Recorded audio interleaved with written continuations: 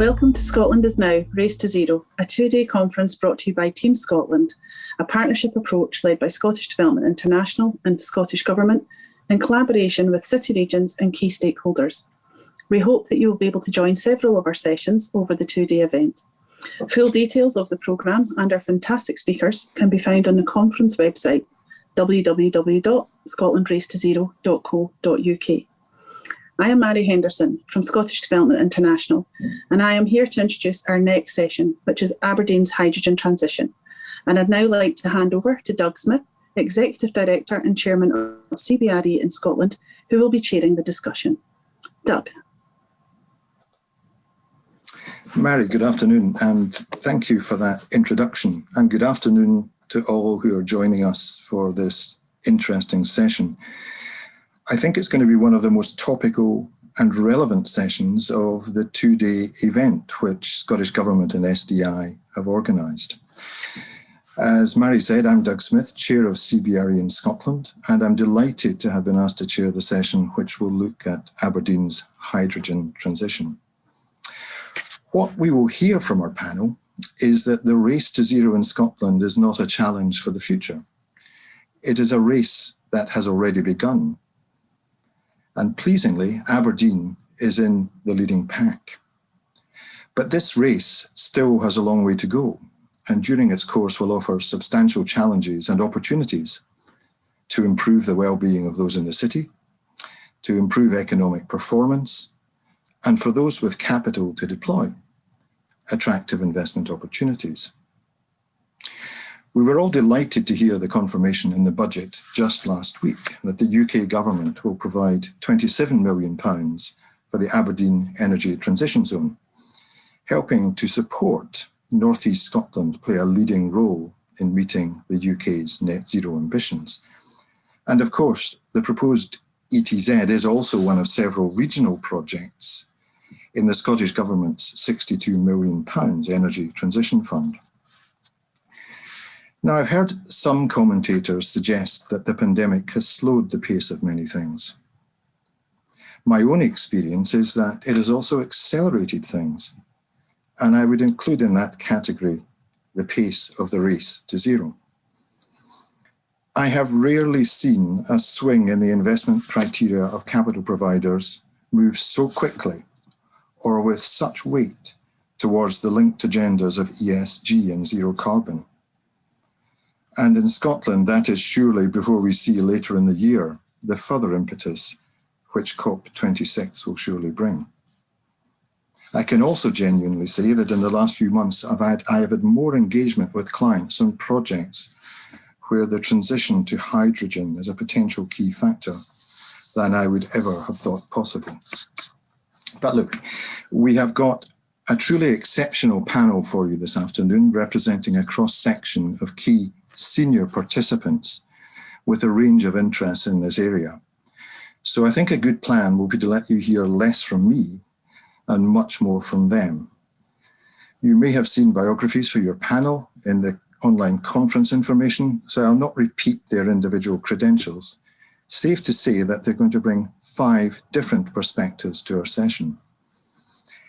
Each panelist will speak for a few minutes, after which we should have time to pick up some questions before I ask for some final thoughts from each member of the panel. And I hope, all being well, to bring the session to a prompt close at 3 p.m.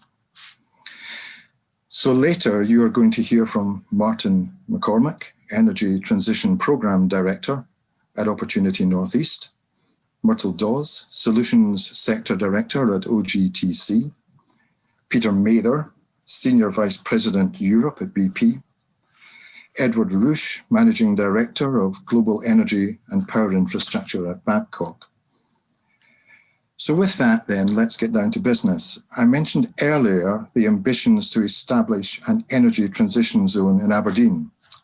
So I wonder if I can first ask Councillor Jenny Laing, the leader of Aberdeen City Council, a couple of connected questions. Firstly, Councillor Laing, thank you for joining us this afternoon. Just what is the scale of the Council's ambitions in this area? And what do you think it is that's placed Aberdeen at the heart of this agenda? Thanks very much for that, Doug, and thank you. I'm delighted to be here to be able to kick proceedings off today. You won't be surprised to learn, as a politician, I'm going to tell you that Aberdeen's ambitions are extremely great. I think it's clear to us and to everyone that cities have a key role to play in that net zero journey. And Aberdeen, I would argue, is more so than any other city because of that connection we have to energy and gas and the fact that that has dominated our economy over the last 50 years. But long before many regions and cities were declaring climate emergencies, work had begun in Aberdeen around that energy transition piece, because we had ambitions that were twofold in effect. It was about us reducing our emissions, which are clearly important to that net zero targets that have been set by government, but it was also about the diversification of our economy, because we saw that that heavy reliance on oil and gas couldn't continue moving forward. And we wanted to make sure that we could benefit from the expertise that we had as a result of our energy work over the last 50 years and build on that moving forward. So very much at the heart of our regional economic strategy and indeed our city region deal. And we'll hear from other panel members today who are pushing forward with that work, through one and indeed the OGTC. But that was very much at the forefront of our work, because we wanted to make sure we could retain jobs here, we could build on the expertise that we'd built up, we could attract that new investment, and we could continue that economic growth. So how exactly did we bring that to fruition? Well, very early on, Aberdeen stepped forward around that hydrogen agenda. And I'm delighted that we did that, because it's given us firm foundations as we are moving forward. We started off looking at ways in which we could make investment in that hydrogen piece and indeed in the research and development that took place. So we started off with our transport agenda around the bus fleet, first in Europe to have that in the city, hydrogen bus fleet. And we've built on that with double-decker buses just delivered here last year. But it was about how we built up and supported that hydrogen bus fleet. So we have also got 2 hydrogen stations, refueling stations within the city.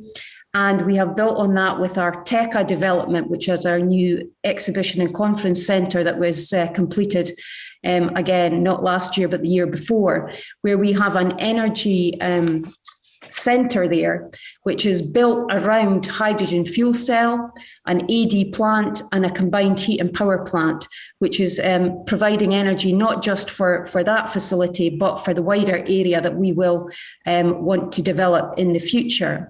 But it was about how we developed that hydrogen power, how we developed the technology around that moving forward. And that's why we brought forward last year a net zero vision for the city and a strategic infrastructure plan. And this is the important bit, Doug, because it's not just about the vision, it's about how do you actually deliver that infrastructure on the ground. And from that net zero vision and infrastructure plan has come forward the energy transition zone and indeed the hydrogen hub that we are promoting as a city council. We're going out there now around a joint venture to look at how we deliver that. So it's building on that transport and mobility work that we've done, but very much looking at how we can expand that out into heating for homes and commercial businesses. And then building on that actual, it's the production and distribution of that green hydrogen. And I would argue that Aberdeen is absolutely not just at the forefront because of the work we've done around hydrogen, but because of our geographical location in the city.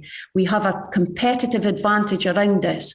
A new harbour development, £350 million development, which is being supported through the city deal and by the councils in the area, but we can build on the wind energy that we were at the forefront of the European deployment offshore wind centre just off the coast of Aberdeen over the last few years, that involving Vattenfall and AREG, which is a subsidiary of Aberdeen City Council.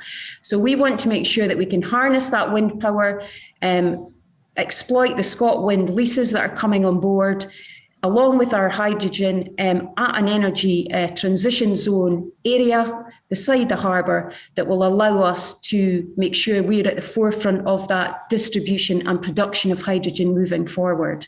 Now, I'm conscious of time. You're looking a bit anxious there, I know, Doug, but I'm passionate about where Aberdeen is with this. And I'm passionate about us making sure that we're getting the message out to people that Aberdeen is ready to do business with the private sector. We have a wonderful track record around that. You just need to look at our city region deal and other innovative projects that we've done. And I want to send the message that Aberdeen City Council wants to be at the heart of that development, and we want to work with partners in order to deliver it, not just for people of the North East, but for Scotland and the UK as a whole. So I'll finish there. Thank you, Doug. Thank you so much, Councillor Laing. And I think the message was received loud and clear. Aberdeen is open for business and investment. And we're going to keep the North East focus now, but we're going to look a bit broader than just the city and look out into the region. And particularly hear a bit about how this agenda can support economic growth. So I'm delighted to introduce Martin McCormack of Opportunity North East. And Martin, my questions to you are around two related themes. First, just why is Aberdeen the ideal location for an energy transition zone project? And second, what role does the ETZ have in strengthening the economic future, not just for the city, but for that wider region? Thank you, Doug. Yes, I'm delighted to be here and would like to thank SDI and the Team Scotland partnership for arranging this event. For those that may not know, Opportunity North East, or ONE, as we are more commonly known, is a privately funded industry-led catalyst which seeks to drive transformational change in the regional economy of the North East of Scotland. We work in partnership with others to develop and deliver projects to accelerate economic diversification and growth across the region's key sectors of energy, food, drink, agriculture, fishing, life sciences, tourism, and digital and entrepreneurship. And ONE and its regional partners, such as the City Council, have a clear ambition to transform the North East of Scotland into a globally recognised integrated energy cluster, which is very much focused on accelerating the move from a higher carbon to low carbon economy through a number of energy transition activities. So it's great to talk a bit more about one of those projects that's already been mentioned by Councillor Laing and yourself, the Energy Transition Zone. So to the questions themselves, I'd like to borrow, if it's okay, some terminology from my previous role in the oil and gas sector. The Six Sigma approach for driving continuous improvement, known as CI, to put forward a case why I think the North East of Scotland, and specifically Aberdeen, can benefit from its own form of energy transition CI project, continuous investment. So starting at the North East of Scotland regional level, the first S in my investment model stands for scale.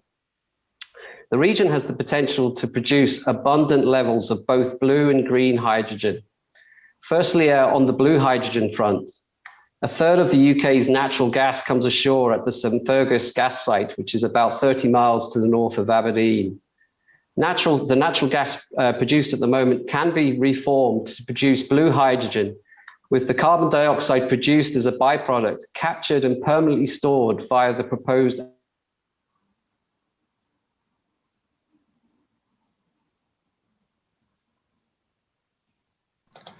I think we've got a connection problem from Martin.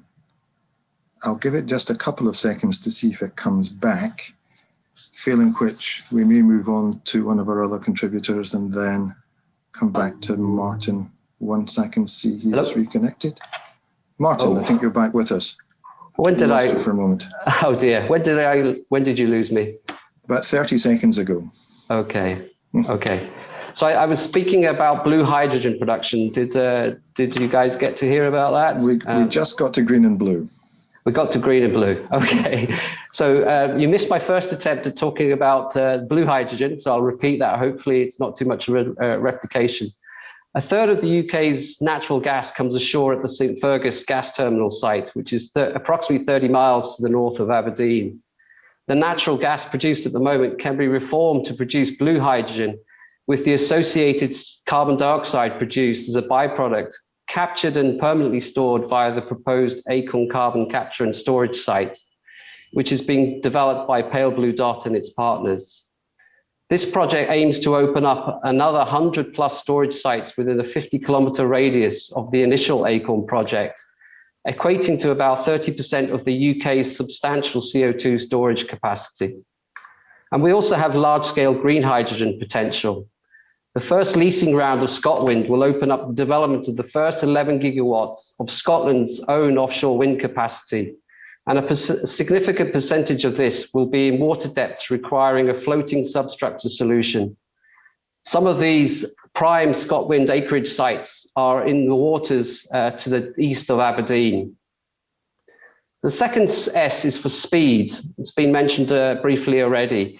And given this potential, both the UK and Scottish governments have recently set separate targets to each produce 5 gigawatts of low carbon hydrogen, that is either blue or green, by 2030.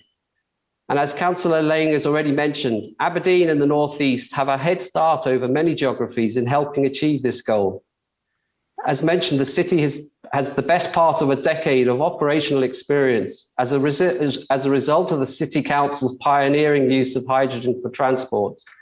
And building on this, as mentioned, the Aberdeen Hydrogen Hub project, which is led by the City Council with Opportunity North East and Scottish Enterprises partners, is aiming to deliver by 2023 one of the UK's first commercial hydrogen production projects, which will supply green hydrogen to a number of transport and heat users across the city and region.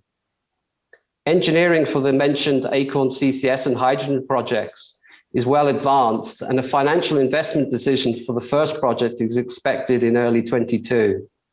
And we also have innovative offshore green hydrogen production projects, such as ERM's Dolphin project, which is aiming to make an investment decision later this year. And it has identified an existing floating offshore wind farm 25 kilometres to the southeast of Aberdeen as the site for its prototype offshore floating hydrogen production facilities. First hydrogen production is scheduled for 2024. The third S is for support, and specifically government support. The UK government will be launching its own national hydrogen strategy in the spring of this year, which will weave together the necessary policy and legislation changes, propose the commercial framework for hydrogen use, and identify the supply chain support necessary to develop this nascent hydrogen economy. The Scottish Government also will be issuing its own 5-year hydrogen action plan around the same time. And both governments are providing funding of £340 million to help achieve these two low-carbon hydrogen targets of 10 gigawatts to be produced by 2030. And as mentioned, at a more regional level, the Scottish Government has launched the £62 million Energy Transition Fund, which focuses on the key role the North East of Scotland will play in helping Scotland meet its ambitious targets of achieving net zero by 2045. And as part of the Energy Transition Fund, the Scottish Government has indicated that it will fund the proposed Energy Transition Zone, and a final business case has been submitted to Scottish Government. And given the positive dialogue we are having throughout the process, One and its partners, the City Council, the Aberdeen Harbour Board and Scottish Enterprise, are confident of a positive outcome. And as you've mentioned, Doug, some of the audience may have already seen and heard last week's UK government announcement that they will also provide their share of funding to the Energy Transition Zone, which equates to £27 million of financial support. This is a huge boost for Aberdeen and the North East of Scotland and means we can progress with this exciting new project at pace. And with this support of government funding brings me to the fourth S, the site of the Energy Transition Zone, which is proposed to be developed adjacent to the city's £350 million South Harbour development. This new deep water non-tidal harbour will provide 24/7 access. And the Energy Transition project will enable 40 hectares of both greenfield and brownfield sites to be developed for new business investment opportunities in energy transition, as well as development opportunities for the transformation of the existing supply chain. The location of the Energy Transition Zone will provide new infrastructure to support high-value manufacturing and marshalling and assembly opportunities for large-scale renewable projects, which will emerge from the ScotWind leasing rounds, and includes the potential for future large-scale offshore green hydrogen production. The Energy Transition Zone plans to harness the engineering technological expertise of the region's existing supply chain, My Fifth S, which has over 50 years of relevant offshore experience to support the supply chain, diversify and take advantage of the numerous energy transition opportunities that the region has to offer. And you'll be pleased to know that brings me to the last, but by no means least, important S, which stands for skills. The creation of an energy skills hub will develop the skills necessary to support businesses now and also create the next generation of skills required to meet the needs of energy transition for the future.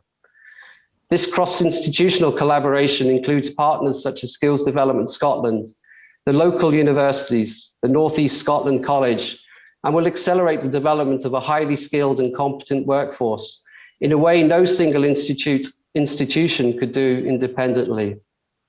The Energy Transition Zone also aims to attract electrolyser manufacturers to the city and will establish a green hydrogen test and demonstration facility, which will focus the region's technological know-how and research capability at ensuring that currently pre-commercial technologies such as floating wind and green hydrogen production become competitive within the next decade.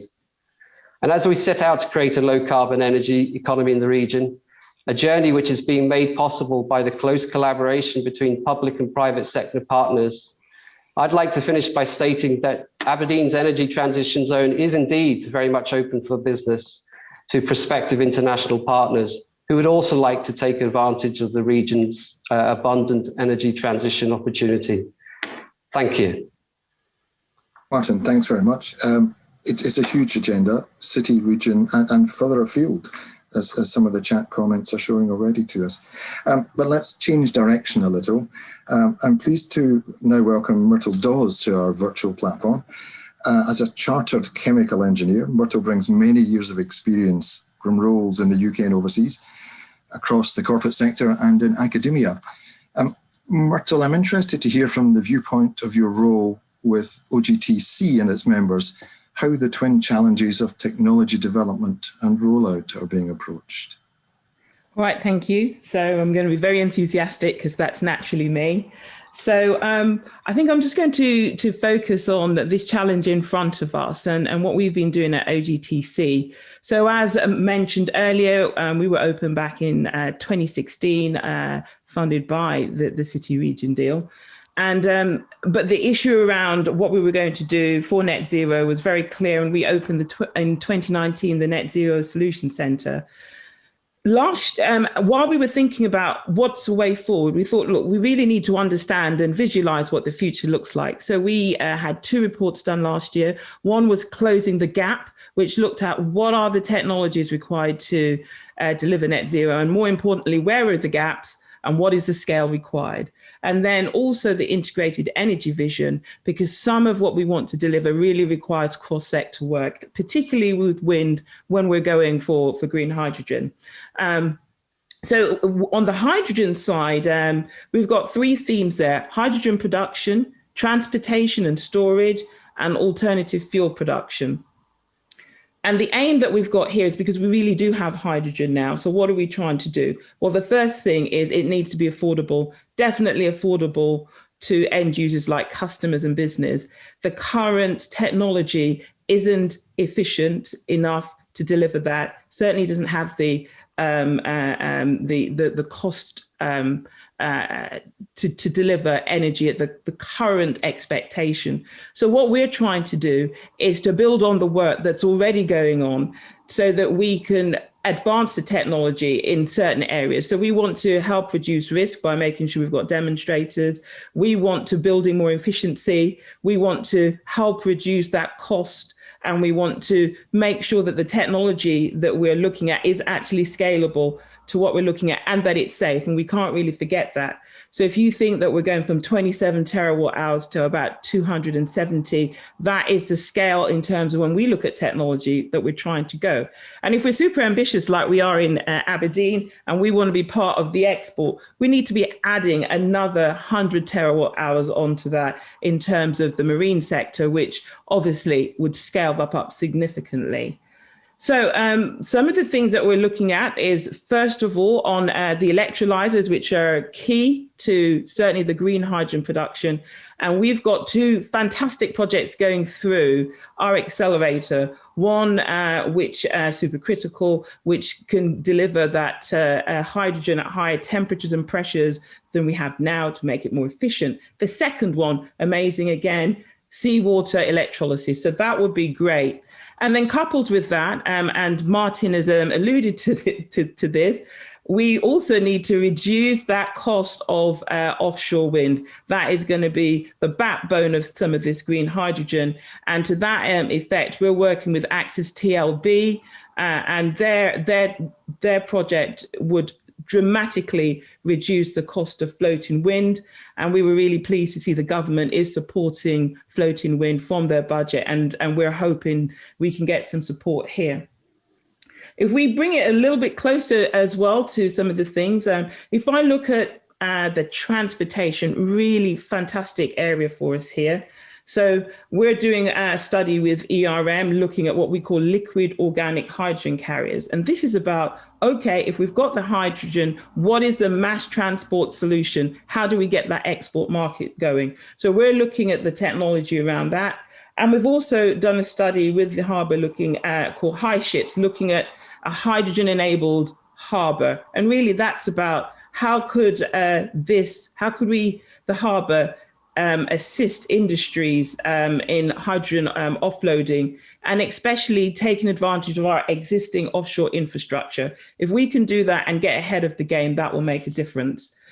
Maybe another one that I wanted to mention was our the European hydrogen offshore backbone. And so hydrogen backbone is already being devised across Europe. What we're trying to see is how we can connect into that.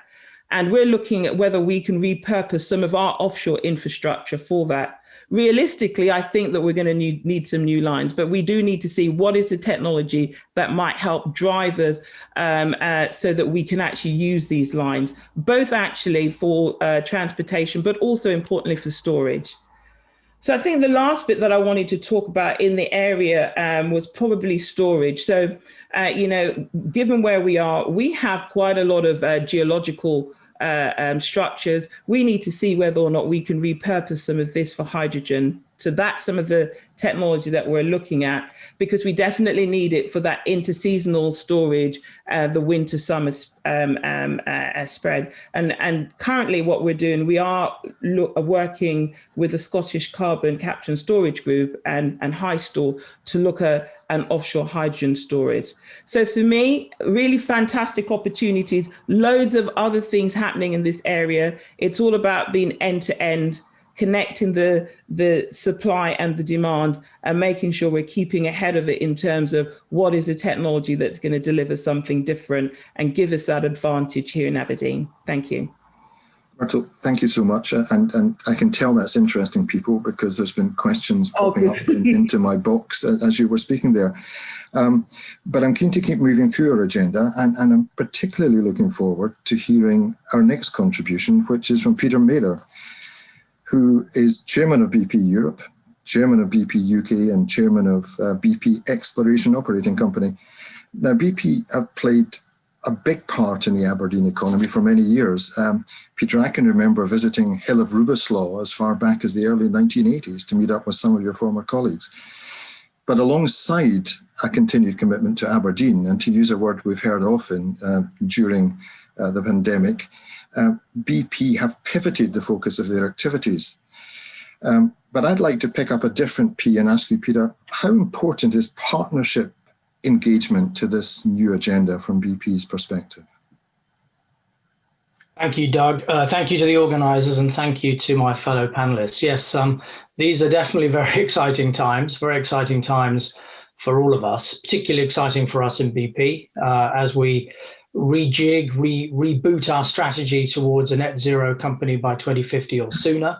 And as we transform ourselves from an international oil and gas company, if you like, to an integrated energy company, IOC to IEC. And very much consistent with that, the BP and Aberdeen City Council partnership that we announced is groundbreaking for us, and we announced that in September.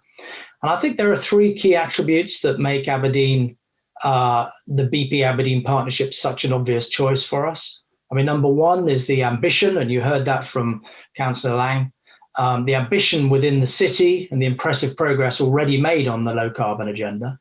I think secondly, BP's new purpose of what we're trying to do, as I say, to become a net zero company ourselves and help others get there. And thirdly, as you say, Doug, we've been in the area for about 55 years, so the relationship is strong. We're currently supporting the city as a planning and technical advisor in delivery of the local authority's energy transition strategic infrastructure plan.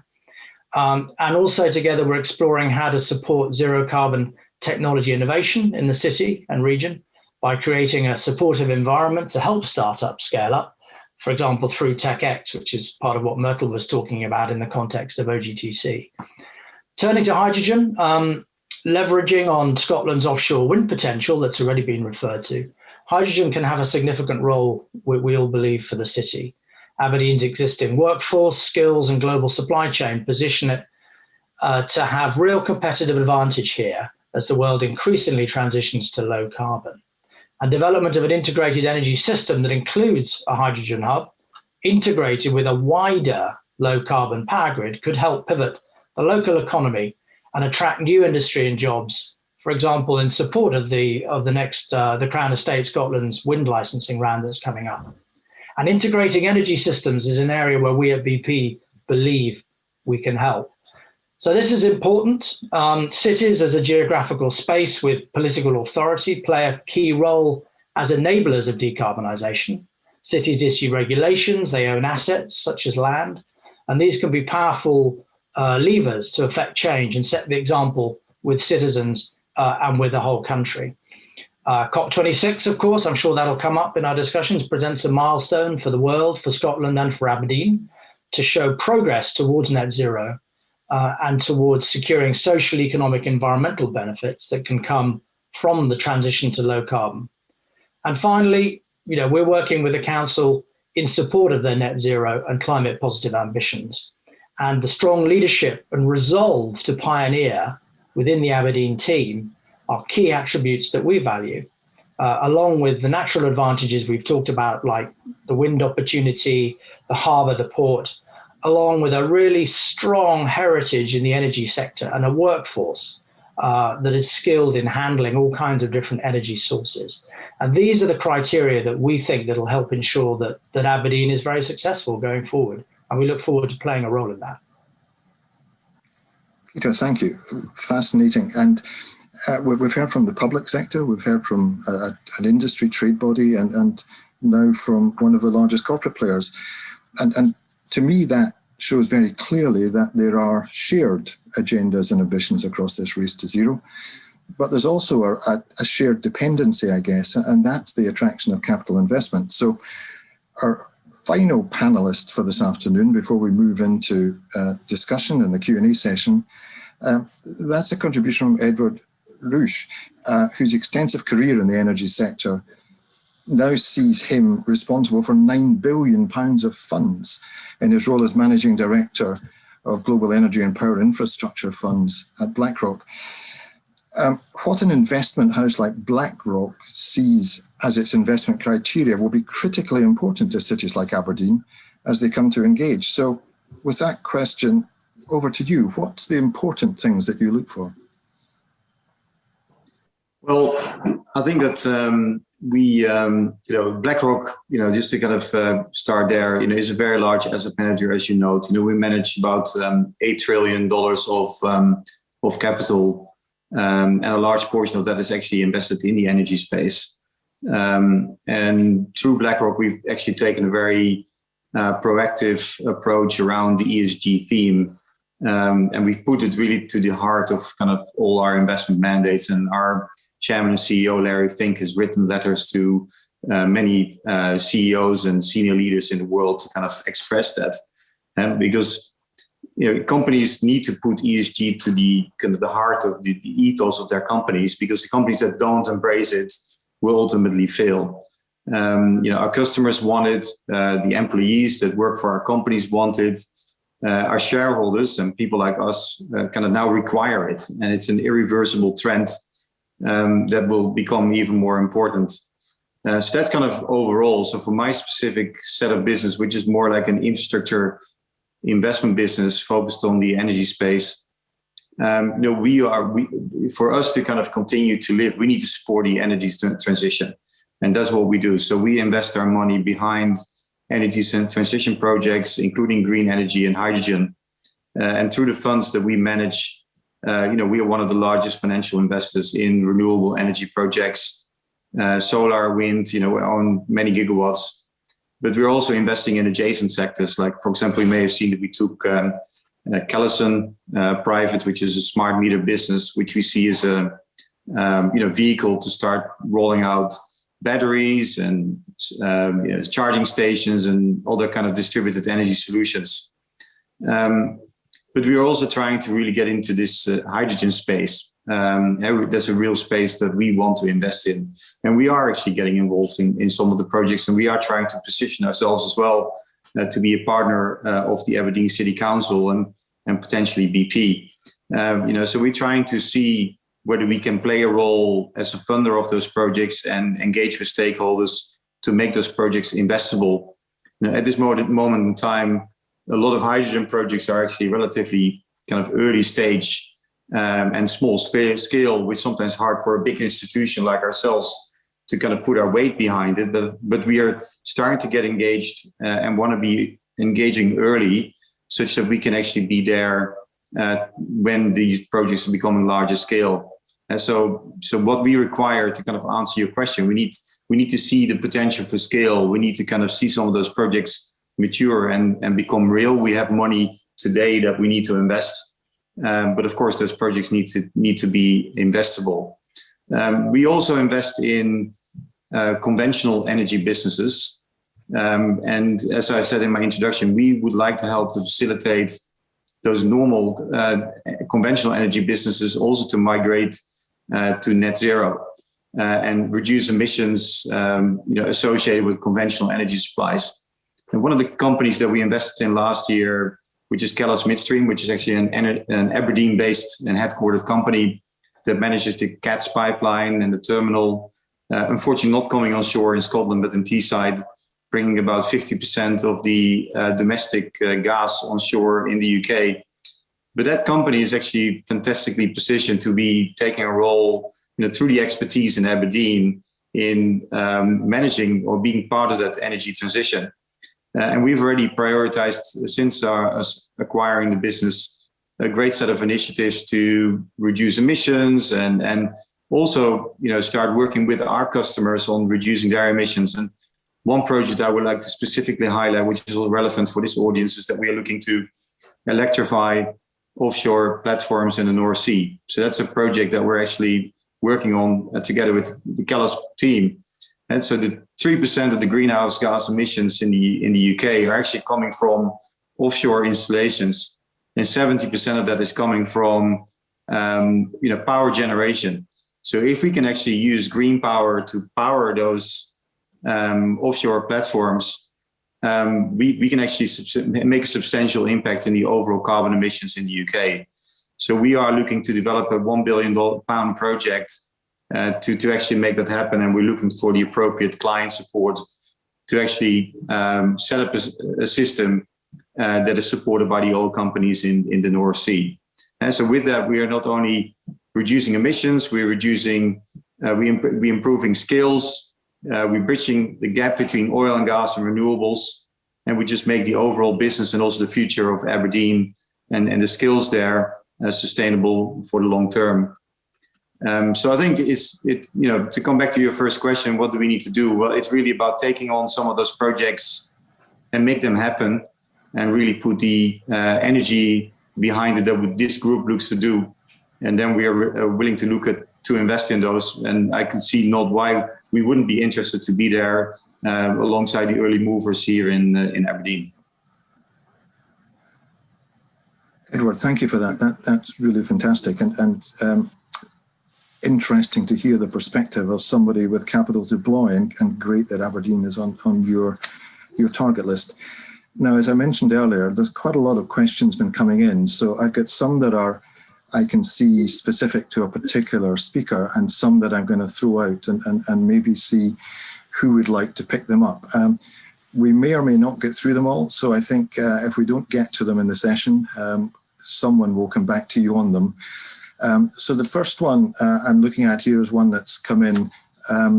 Can anyone on the panel give an idea of what the environmental return on energy invested, EROI, used in transition engineering to access the sustainability of hydrogen production, regardless of which method is used to produce it? Now, as a property man, that's a really difficult question for me to even say, let alone respond to. Myrtle, is that something that you could pick up? I can't honestly give that figure at the moment, but I can put that in. If the question is about, what is the end to end if we start with wind and we end with the customer in the home, certainly the energy expended on that is it is a very inefficient process, and there is a lot of challenge about the length of this process, and is this the right process to be using in the future.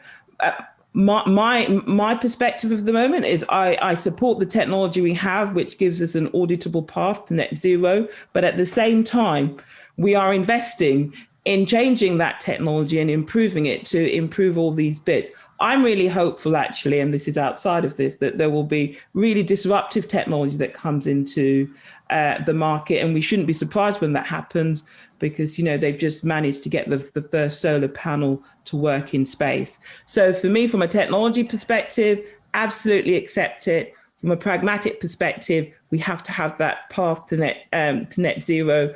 But it definitely does require us to become more efficient, because even though I think that, the resource, the energy is renewable, the resources are not. We consume a lot of resources to build, construct, and we need to have things which are efficient. Thank you. So thanks.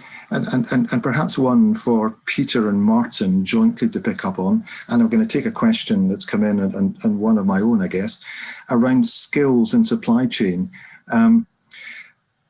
What are the skills that the new H2 workforce will need for Aberdeen to be successful? And in relation to supply chain, companies such as BP have had great supply chain relationships. Are these same relationships going to serve this new agenda? Martin, do you want to go first? Yeah, thank you, Doug. Yeah, I think in terms of skills, what we have here is a new large-scale offshore energy production opportunity.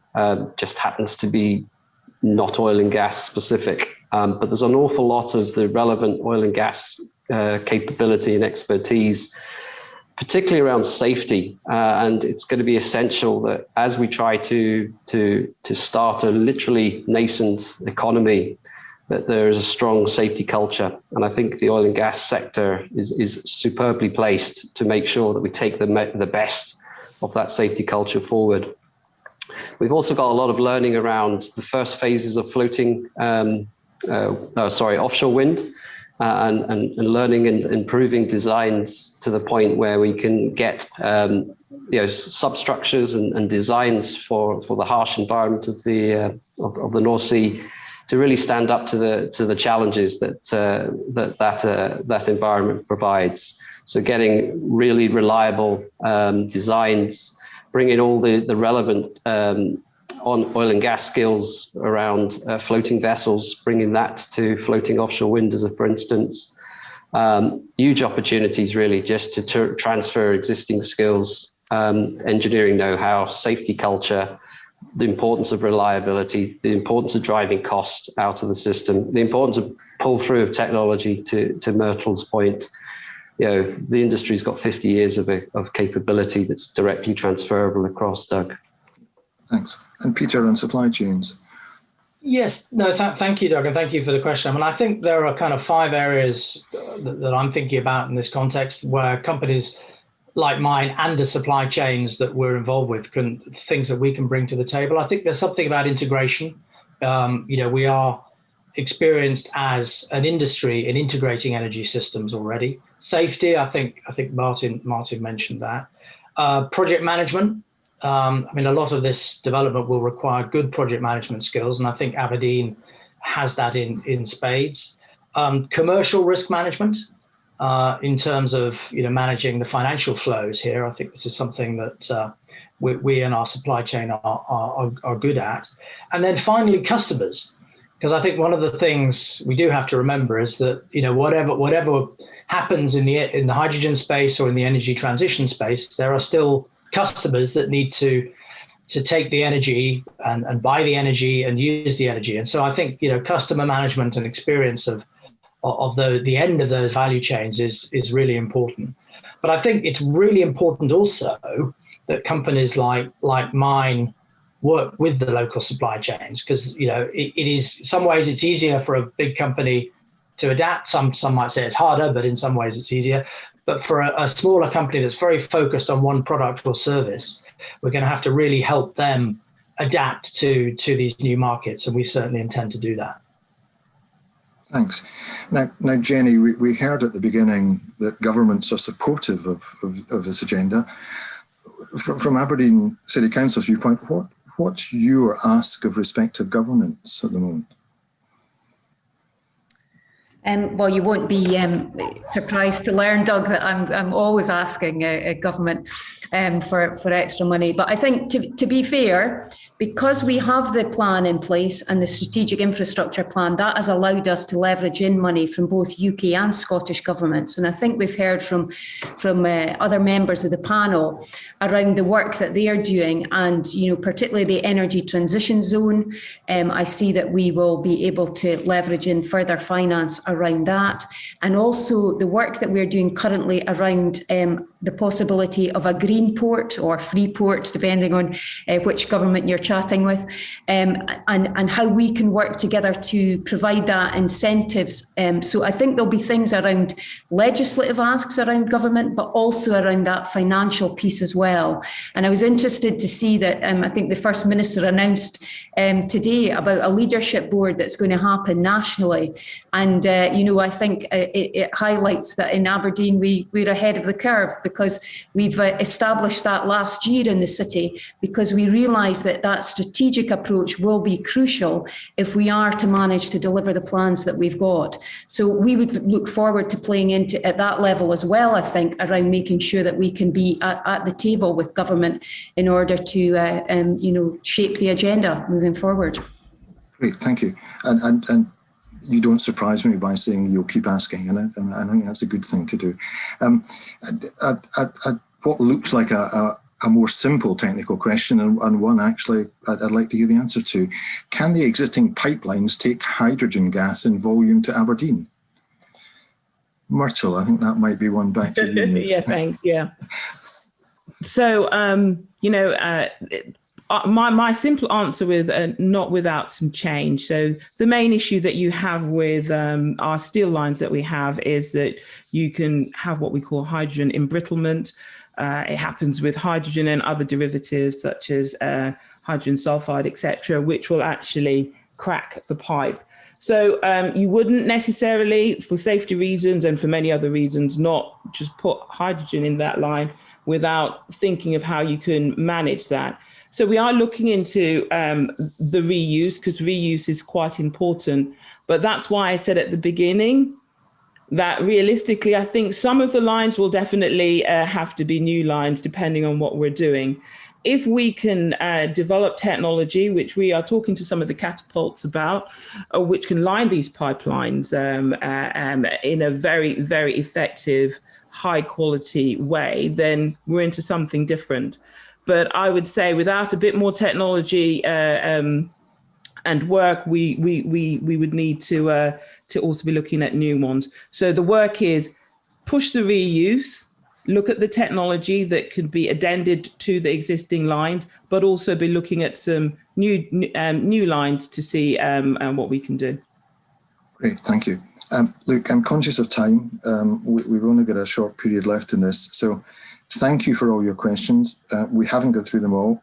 We'll certainly make sure that they are passed to panelists who might want to come back to individual questioners. But I'd like to move towards a close by going back to each of our panelists, please, and take advantage of the fact we've got such great knowledge with us this afternoon, and ask the same question of each of them.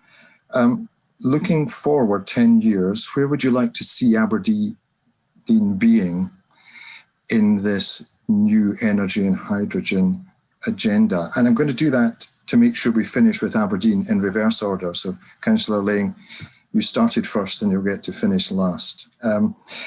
Eduard, can I come to you first, just for a very brief comment on that? Well, given that Aberdeen is kind of the first to kind of really embrace this energy transition kind of hub and challenge, including hydrogen, I mean, it would be great if you could see the rewards as being the leader and, you know, most advanced in terms of kind of being the capital or for capability, supporting kind of hydrogen and other new energies, kind of supporting the broader UK economy. So maybe that's what I hope that we can build. Great, Peter. Yeah, I agree very much with what Ed has said. I mean, I think I'd like to see, and I'm sure it will be, Aberdeen as a beacon of sort of low carbon integrated energy systems. I'd like to see Aberdeen as probably the world's exemplar of how you transition from one industry to another. So we'll look at Aberdeen and say, gosh, they were oil and gas for 55, 65 years. And look at them now. And that would be extraordinary. I think, as Ed said, I think also to see Aberdeen as a role model for how to retrain and to reskill. So people stay in the area and they have different jobs. They have greener jobs. They have exciting jobs that come out of this. And then finally, I suppose I'd love Aberdeen to be the world's leading example of a hydrogen-based city economy. Great vision. Myrtle.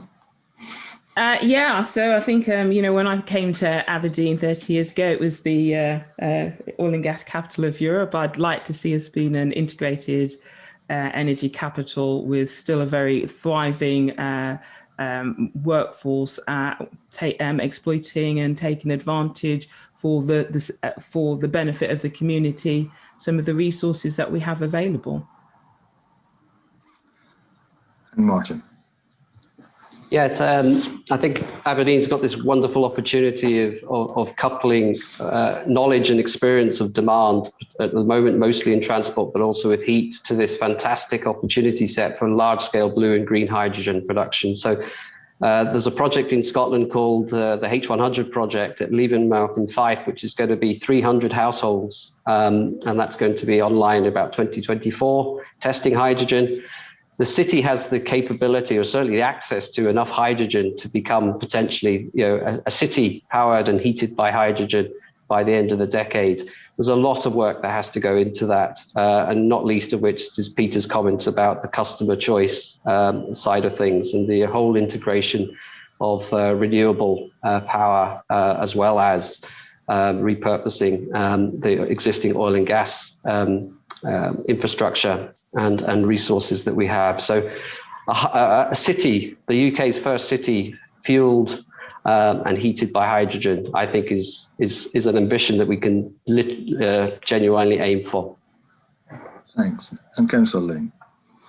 Thanks very much, Doug. I mean, I started off the session talking about what our ambition around this agenda was, and I suppose from my perspective it's about that we are delivering on that ambition, and we've heard from other panel members about what that may look like, but it would be about the economic buoyancy of Aberdeen continuing, but it being based on that hydrogen economy. It would be about us making sure that the levels of employment that we currently have experienced over the last 50 years continue, because we're able to provide that high quality jobs.